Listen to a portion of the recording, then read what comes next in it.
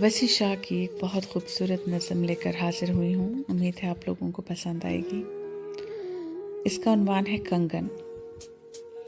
काश मैं तेरे हंसी हाथ का कंगन होता, काश मैं तेरे हंसी हाथ का कंगन होता।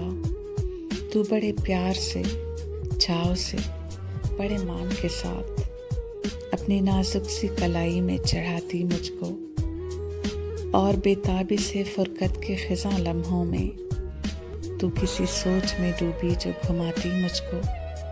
मैं तेरे हाथ की खुशबू से महक सा जाता, जब कभी मूड में आकर मुझे चूमा करती। मैं तेरे होंठों की हिद्दत से दहक सा जाता, रात को जब भी तू नींदों के सफ़र पे जाती। मरमरी हाथ का एक तकिया बनाया करती।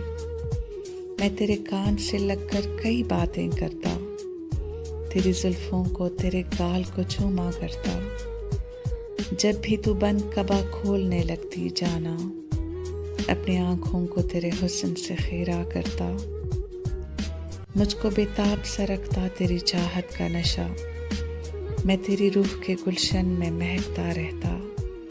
मैं तेरे जिस्म के आंगन में खनकता रहता। कुछ नहीं तो यही बेनाम सा बंधन होता, कुछ नहीं तो यही बेनाम सा बंधन होता।